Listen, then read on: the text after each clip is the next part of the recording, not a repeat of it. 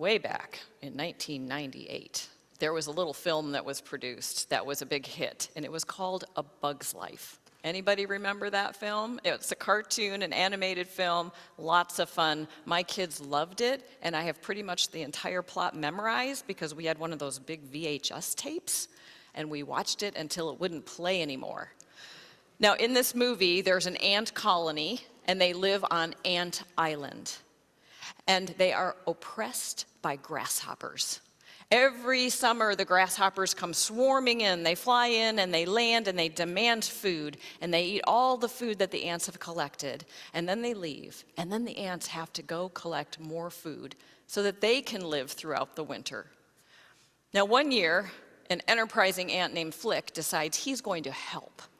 And he accidentally helps so well that all the food the ants have collected slides down into the lake and it's gone. And all of the ants are panicked because the hoppers are coming. They can hear their wings, they can hear them clicking, and they're zooming in to get their food, and there's no food. What are they going to do? Of course, those grasshoppers land and they terrorize the ants and they say, we're going to come back, and when we come back, there better be twice as much food here. And then they leave and the ants are devastated because they don't have any more food. They can barely collect enough now to keep themselves alive. There is no good ending to this story, and they don't know what to do. Joel is writing to some people who are feeling just the same way. They have also been afflicted by hoppers, only Joel calls them locusts.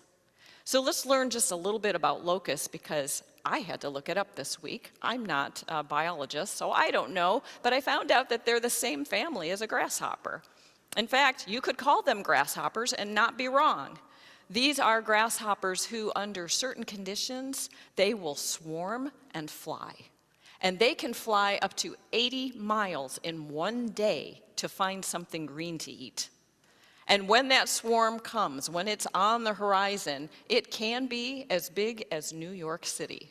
It will block out the sun, and those pesky locusts will eat just about everything they can find, except people. They don't eat people, although one guy reported that they tried to eat his horse, but they were not successful. But if you have clothes hanging on the clothesline, the locusts will eat the clothes. If your house is made of wood, they will chew on your house. They will eat everything. They are so destructive. Joel is writing to a group of Israelites who have suffered from locusts. Whether symbolic or real, we don't know, but I'm going to assume that this really happened in this area. It does happen in that area of the world. And we know that locusts were one of the plagues that God sent on the Egyptians. And we know that John the Baptist ate locusts for lunch. So we know locusts were in that area, right? Now, Joel is writing to encourage the Israelites. He knows that they've suffered, and he wants to give them some words of hope. And the first thing he does, and I love Joel for this, he just acknowledges, yes, there were locusts. Yes, they stole from you. You have no food. It's been terrible. You've been suffering. It's been rough. We acknowledge that those things happen. Life sometimes is just so hard. But then Joel tells them what to do. Joel says what you need to do is turn back to God.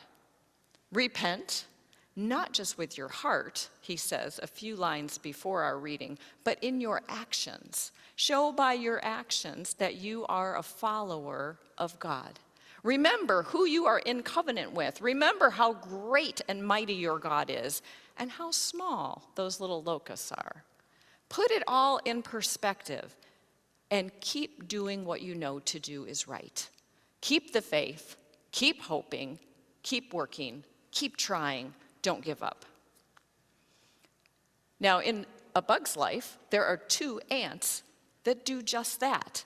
They keep hoping and they keep trying and they won't give up. And they are Flick, who's the ant who tried to help the first time and accidentally brought this disaster on the colony, and Dot. Dot is a little girl ant, just a baby thing who's very cute. And the two of them encourage one another. So when Dot is feeling sad, Flick is her good friend and he helps her to feel encouraged. And when he is losing hope and doesn't know what he's going to do about this grasshopper problem, Dot encourages him. Now, Flick is actually cast out of the colony. They do it very nicely. They send him on an errand just to get rid of him. So Flick is an outcast, and he decides there's got to be a solution to this. There's some way that they can get out of this agreement, this arrangement with these bully grasshoppers. And so Flick enlists the help of an unemployed group of circus bugs. Now, Flick does not know they're circus bugs. He thinks they're warriors. These circus bugs are outcasts and misfits. They're the folks that live on the margins. They're not the ones that you normally hang out with, and you don't usually invite them to dinner. They're people that you don't see often. Well, they're bugs. One of them is a terribly obese caterpillar. One is a walking stick. Another is another ant. There's a black widow spider. There's a couple little pill bugs, and I think they speak Russian. And then there's a ladybug named Francis, who's actually a he, but he looks like a she, and so everybody's trying to be her boyfriend, but she's actually a he. Anyway, it's very confusing. But these circus bugs think that they are going to go put on a show for the grasshoppers. Flick thinks the circus bugs are going to go defeat the grasshoppers. They're going to fight them. So they start out with this huge misunderstanding, and nobody knows what to do, and they do not have a good plan at all. But they stick together, and they keep trying. And as opportunities present themselves, a plan develops right before them. It's really pretty amazing. Now, as they continue to try, and this plan develops, Flick realizes that the grasshoppers are afraid of the ants. Because if all the ants realize who they are and how valuable they are and what hard workers they are, the ants can overthrow the grasshoppers all by themselves. And Joel wants the Israelites to realize who they are in covenant with, who their God is, to realize how small those locusts really are and the power that they have because of their God. And so Joel wants them to remember the stories of God, the promises of God, the hope of God, and to carry that with them into the world. Now, in a bug's life, we have only 2 ants that have any hope. But those 2 ants are enough to change the outcome for the whole colony. Now, I want you to notice something from Joel that I just noticed this week, first time. There's this beautiful poem at the end of the reading that says that God's Spirit will be poured out on all people, and that your young people, young sons and daughters, will have visions, and your old people will have dreams, and even slaves will experience the Spirit of God in their lives.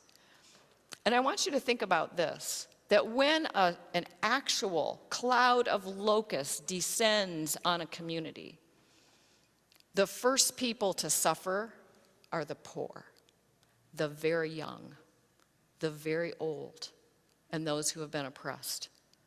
They are going to suffer first. And so when God pours out God's Spirit on everyone, who's the priority? The very young, the very old, the slaves, the oppressed. Those who were hurt the most will be blessed the most by the Spirit of God when it arrives. It's a beautiful idea that I had not seen until this past week, but it is right there in our reading today. Now, what I want to ask you, as we've learned all this about locusts, what is your locust? What is it that keeps you up at night? Let's name it. What is it that steals your well-being, your peace of mind, makes you worry? It could be your health, could be financial, could be family, could be relationships, or it could be something else. Like for me, my first answer to that question is social media. The algorithms are killing us, folks. They are dividing us completely. Now, Flick and the circus bugs, they are successful. once he realizes who the ants really are, that they are powerful and that they can act, they all begin to act. And the leader, called Hopper, the leader of the grasshoppers, he is eaten by a bird. The bird went all John the Baptist on him and ate him. So they have a good ending for this film. Sorry if you haven't seen it, because I just wrecked it for you. Should have told you there's a spoiler alert. Too late. Anyway, there was hope once Flick realized who he was and who his fellow ants were. And there is hope for the Israelites once they realize what Joel is telling them, that there is always hope because we serve a God who is going to restore to us everything the locusts have stolen. So I want you to name your locusts. What is it that is stealing your peace today? And I want you to imagine it as a little grasshopper. They can be cute when there's just one of them sitting in your hand, and notice how small it really is.